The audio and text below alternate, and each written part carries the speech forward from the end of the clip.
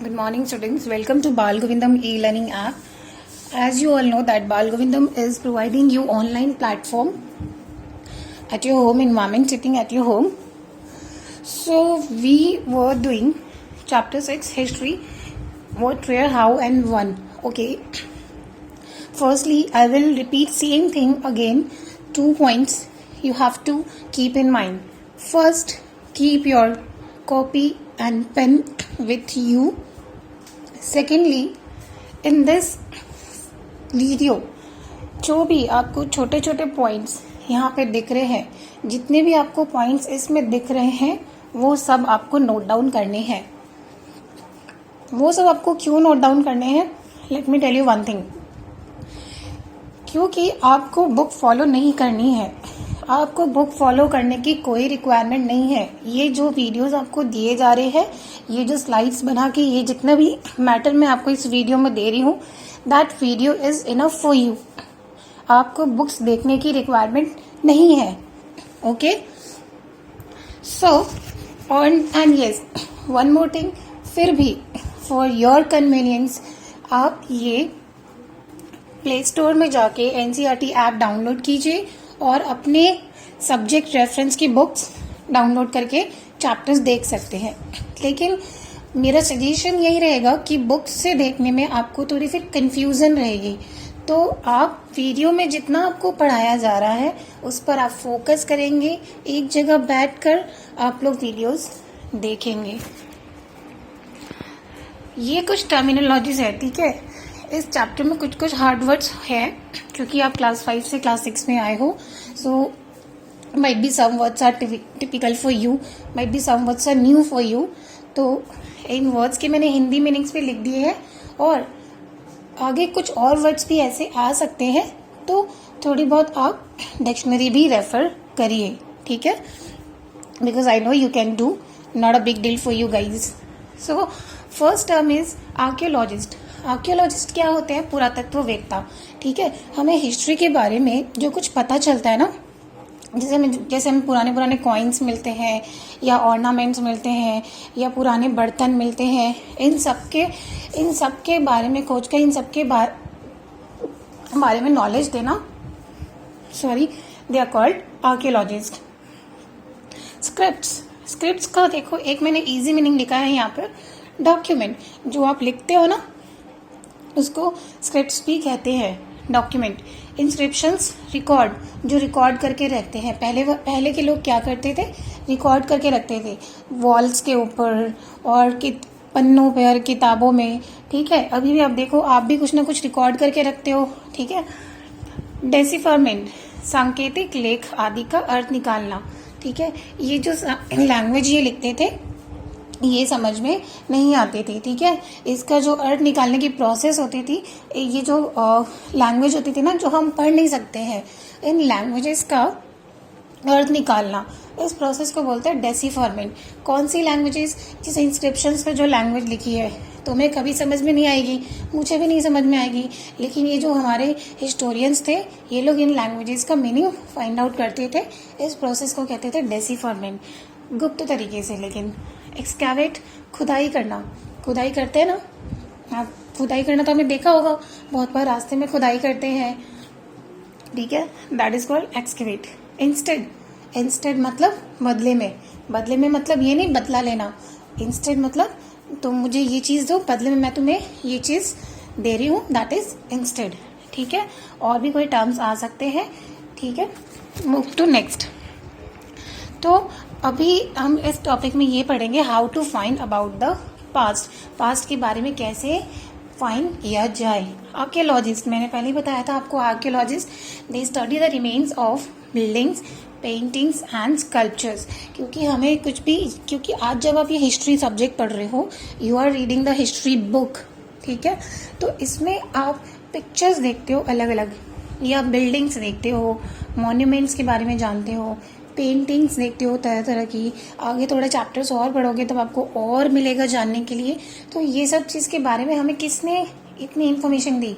ये सारी चीज़ों के बारे में हमें इन्फॉर्मेशन दी आर्कियोलॉजिस्ट. आर्कियोलॉजिस्ट का मतलब होता है कुछ ऐसे लोग जो हिस्ट्री के बारे में हमें इंफॉर्मेशन दे रहे हैं by the way of telling some things about like ornaments, coins, inscriptions, इन सब के बारे में. Those persons are called archaeologist. For example, एक एग्जाम्पल देती हूँ मैं तुम्हें. जैसे कि मैं अगर तुम्हें पुरानी चीज़ें मैं कोई फाइंड आउट करती हूँ और उसके बारे में मैं तुम्हें बताऊंगी, तब तुम्हें क्या होगा, उनके बारे में इंफॉर्मेशन मिल रही है, तो मैं हो गई आर्कियोलॉजिस्ट. ठीक है. They also explore and excavate to find tools, weapons, pots, pans, ornaments and coins. उन्हें खुदाई कर करके, वो खुदाई भी करते थे. क्यों खुदाई करते थे?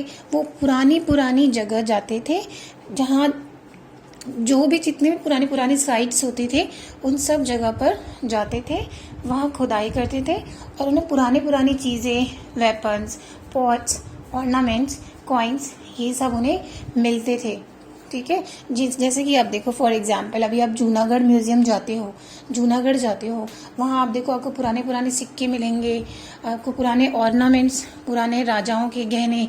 जूनागढ़ तो गए होगे ना तुम लोग सब कोई, तो वहाँ आप देखो बहुत सारे कपड़े रखे होते हैं, गहने रखे होते हैं, तलवारें रखी होती है. ठीक है. लेकिन ये सब चीज़ें तो क्या है, ये सब चीज़ें खुदाई करनी नहीं पड़ी, ये सब चीज़ें पहले से ही वहाँ पर राजाओं की रख दी गई है संभाल कर. लेकिन कुछ चीज़ें ऐसी है जो पुराने राजा होते हैं ना, या कोई भी पुराने लोग होते हैं, उनकी कुछ चीज़ें सबकी संभाली हुई नहीं रहती है. तब ये आर्कियोलॉजिस्ट उन जगहों के बारे में पता करने जाते हैं और वहाँ खुदाई करके उन सब जगह से ये सब सामान इकट्ठा कर करके लाते हैं. सामान. Some of these objects may be made of stones, others of bone, baked clay, or metal objects that are made of hard, imperishable substances usually survive for a long time. कुछ ऑब्जेक्ट्स होते हैं जो पत्थर के बने होते हैं, कुछ बोन के बने होते हैं, कुछ मिट्टी के बने होते हैं, कुछ मिट्टी के खिलौने होते हैं, कुछ गहने होते हैं, पॉट्स होते हैं. ऐसे करके आर्कियोलॉजिस्ट ने बहुत सारी चीज़ें खोजी. तो इन सब चीज़ों से क्या होता है कि हमें हमारे पास्ट के बारे में पता चलता है. ठीक है. ये देखो, ये है आर्कियोलॉजिस्ट. ये देखो, ये एक ऐसी जगह होती है जहाँ पर ये डिगिंग, खुदाई कर रहे हैं और यहाँ से खुदाई कर करके ये लोग कोई ना कोई चीज़ें ढूंढते रहते हैं. ये देखो, ये कुछ चीज़ें हैं जो इन्होंने खुदाई कर करके निकाली है. ठीक है. इनको मिली नहीं है ऐसे इजीली. बहुत खुदाई करते हैं ये लोग, बहुत डीप एक्सकेवेशन करते हैं. ठीक है. ये देखो, आपको यहाँ पे बहुत सारे अलग अलग स्टोन मिल रहे हैं, वेपन्स मिल रहे हैं.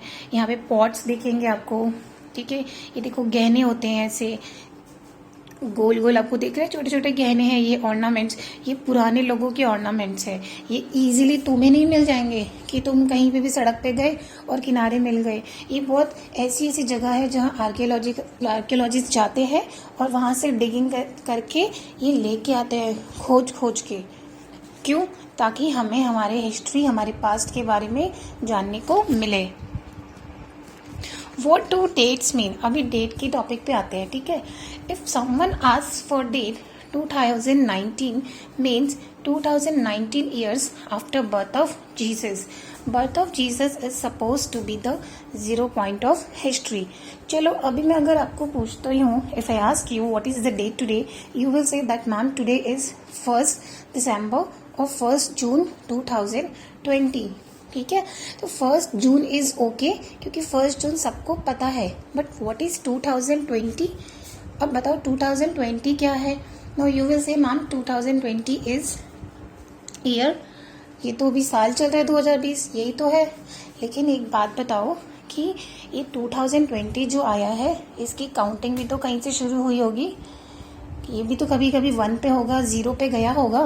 भी जैसे मैं आपको बोलूँ 10 कदम आप चलते हो, तो आप 10 कदम चलते हो तो आपको पता है कि आपने 1 से काउंटिंग स्टार्ट की है या 0 से काउंटिंग स्टार्ट की है. सो 0, 1, 2, 3, 4 करके आप 10 कदम चलते हो. तो 2020 जो आया है ये कब से आया है? After the birth of Jesus. Birth of Jesus is suppose to be the 0 point of history. तो हिस्ट्री में क्या हुआ, ये जो इतिहासकार थे ना, इन्होंने सोचा कि डेट्स को कहीं ना कहीं से शुरुआत करनी पड़ेगी. तो इन्होंने क्या किया, जीसस क्राइस्ट, जो तुम लोग जानते हो ना जीसस क्राइस्ट, आप लोग मैरी क्रिसमस सेलिब्रेट करते हो, ईसा मसीह, उनको बोलते हैं जीसस क्राइस्ट. जीसस क्राइस्ट का जब जन्म हुआ था, उस जन्म पीरियड को इन्होंने 0 पॉइंट मान लिया, हिस्ट्री का 0 पॉइंट. अब उनके बाद से जो ईयर शुरू हो गए, उन ईयर्स को इन्होंने बना दिया एडी. ठीक है, आफ्टर बर्थ ऑफ जीसस. तो अब 0 पॉइंट के पहले से जो भी डेट्स थी, उनको ये बैकवर्ड काउंटेड करते थे. That were called BC, before Christ, and AD after, sorry, anno domini. ठीक है, CE used instead of AD and BCE used instead of BC. ठीक है, अभी देखो सीई मतलब होता है कॉमन एरा एंड बीसीई मतलब होता है बिफोर कॉमन एरा. तो अभी क्या हो गया, पहले मैं आपको एक चीज क्लियर करती हूँ, ये सीई और बीसीई क्या है, उसके बाद मैं एडी और बीसी पे वापस से आऊंगी. ठीक है, तो देखो सीई क्या होता है, ये जो हम लॉर्ड जीसस की बात कर रहे हैं ना यहाँ पे, लेकिन पूरे कंट्री में क्या हो गया, इसमें एक इशू हो गया था कि हम, क्योंकि कुछ लोग तो लॉर्ड जीसस को मानते थे, लेकिन कुछ लोग लॉर्ड जीसस को नहीं मानते थे. तब एक ये पॉइंट रख दिया कि अब से इसको कॉमन एरा और बिफोर कॉमन एरा यूज किया जाएगा, ना कि एडी और बीसी.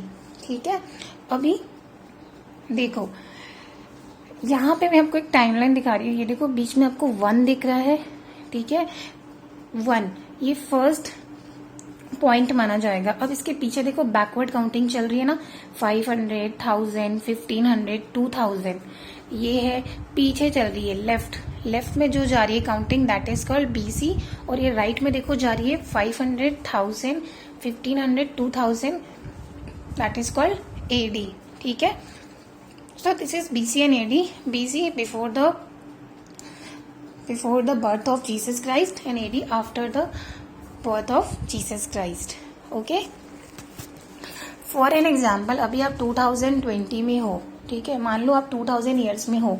2000, अभी 2000 ईयर चल रहा है. ठीक है, तो मैं आपसे पूछूंगी कि 1500 ईयर्स बैक, 1500 साल पीछे क्या है, 1500 साल पीछे क्या है डेट, तो ईयर क्या है, तो आप क्या बोलोगे. अभी आपका ईयर है 2000. ठीक है, 1500 साल पीछे जाओ तो क्या होगा, 2000 माइनस 1500 करो, आंसर इज 500, तो दैट इज 500 एडी. ठीक है, फिर से मैं रिपीट करती हूँ. अभी आप मान लो, सपोज करो 2000 ईयर चल रहा है. ठीक है, 2020 नहीं, 2000 ईयर चल रहा है. मैंने आपको बोला 1500 साल पीछे जाके मुझे बताओ एडी है या बीसी है. तो आपने क्या किया कि 1500 साल पीछे कैसे जाएंगे मैम, तो आपने 2000 में से 1500 को माइनस किया, तो आंसर आता है 500, तो दैट इज 500 एडी. लेकिन मैंने आपको बोला अभी 2000 ईयर चल रहा है, तो तुम मुझे और पीछे जाके बताओ, 4000 साल पीछे जाके बताओ. तो 4000 साल पीछे अगर जाओगे तो वो तो बीसी आ जाएगा ऑफ कोर्स, क्योंकि 2000 तो ऑलरेडी चल रहा है, 0 से स्टार्ट किया तो ऑलरेडी 2000 चल रहा है. तो 4000 में से 2000 माइनस करो, तो आंसर इज 2000, तो 2000 बीसी. Got it? नहीं समझे? फिर बता रही हूँ. देखो, अगर मैंने आपको बोला कि आपको फाइंड आउट करना है, अभी आप 2000 में हो, द ईयर इज 2000, आपको बताना है कि 1500 साल पीछे एडी है या बीसी है. आपने क्या किया, 2000 में से 1500 को माइनस किया, 500. ठीक है, 500 एडी. लेकिन मैंने अभी आपको बोला कि 4000 ईयर्स पीछे बताओ क्या आएगा, एडी या बीसी.